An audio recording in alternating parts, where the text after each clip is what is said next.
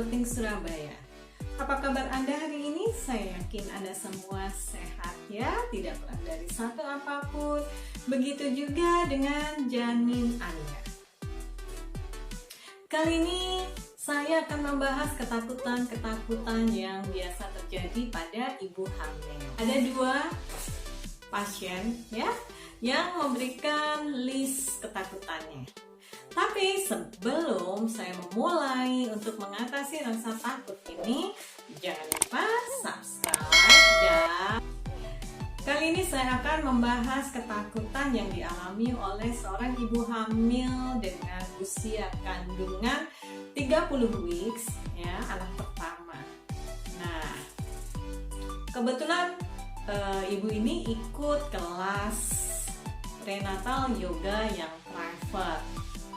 Dari prenatal yoga private ini ada banyak sekali pembicaraan kita mengenai persalinan. Ternyata dia memiliki ketakutan yang cukup besar ya. Terhadap apa? Ya terhadap semuanya ternyata. Dia takut untuk melahirkan normal dan dia juga takut untuk melahirkan sesar. Saya bacakan dulu ya ketakutannya. Tuh, takut sakit saat kontraksi. Wow, skalanya 10. 2, takut tidak bisa kontrol nafas waktu kontraksi. 10 juga skalanya. Takut nggak bisa ngeden lalu bayinya di kop. Juga 10. Takut sama darah yang banyak. 8. Takut dijahit. 10. Takut robek feed atau luka. 10. Takut pembukaannya lama atau sakitnya lama juga. 10. Takut bayinya kenapa-kenapa. 10. Takut bayinya ada sakit macam-macam. 10. Takut bayinya tidak normal. 10. Takut pipis atau pup setelah lahiran. 10. Takut kena baby blues. 10. Takut nggak bisa ngerawat bayi, takut salah. 10. Takut jarum suntik, apalagi kalau sampai operasi sesar, katanya disuntik tulang belakang. 7. Takut lama pemulihan setelah melahirkan. 5.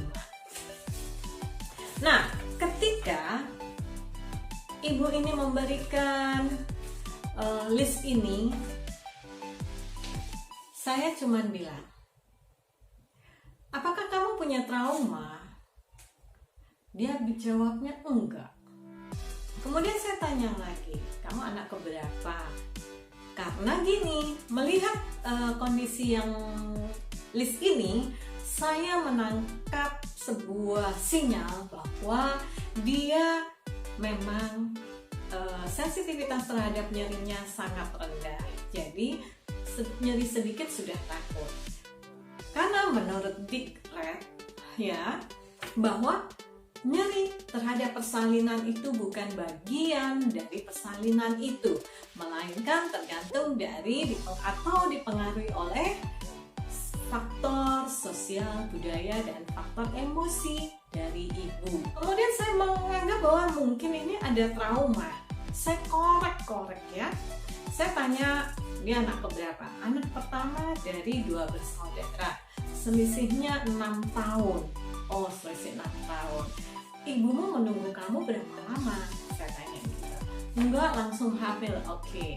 Kenapa saya bertanya seperti itu? Karena mungkin masa kecilnya dia diperlakukan terlalu overprotective oleh orang tuanya. Tapi dia bilang, ibu saya tuh ngelos dong. Oh, oke. Berarti bukan dari sini ketakutannya. Kemudian saya balik lagi ke masa lalunya dia.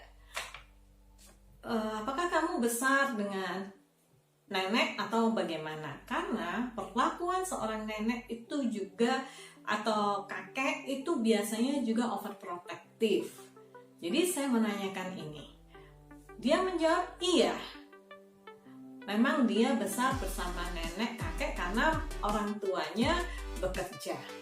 Bagaimana perilaku kakek nenekmu terhadap kamu? Dia tidak ada masalah. Jadi saya mulai memikirkan hal yang lain lagi. Pernah suntik waktu SD atau mungkin ada pemaksaan pada saat melakukan kegiatan suntikan DPT?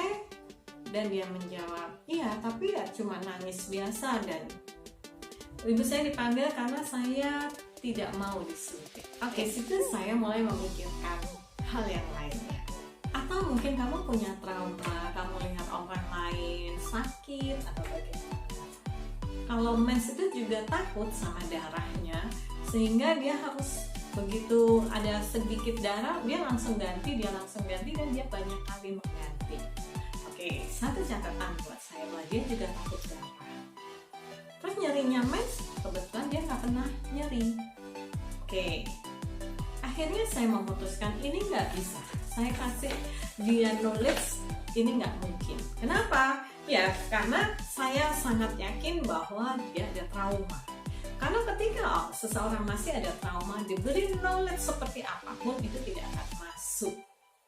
Jadi keputusannya atau solusinya adalah hipnoterapi, ya. Saya relaksasikan, dan ternyata memang kebetulan kemarin saya relaksasinya sangat dalam. Apa yang terjadi? Dan dia juga tidak menyangka pada saat bangunnya, ternyata dia pernah melihat sebuah kecelakaan, dan itu pada saat SMP. Dan kecelakaan itu menimbulkan korban jiwa. Dia melihat kecelakaan itu dan kemudian apa yang dia rasakan? Dia sangat takut. Tahukah Anda berapa kali saya harus menetralkan ketakutannya? 5 kali. Nah, saya yakin banget itu yang menyebabkan. Saya 5 kali membuat ketakutannya terhadap peristiwa kecelakaan itu bisa menjadi netral. Karena kita tidak bisa mendelete peristiwanya, tapi yang bisa kita delete adalah rasa pada saat terjadinya peristiwa itu, rasa takutnya. Sehingga ketika dia bangun, oh ternyata itu yang membuat saya takut.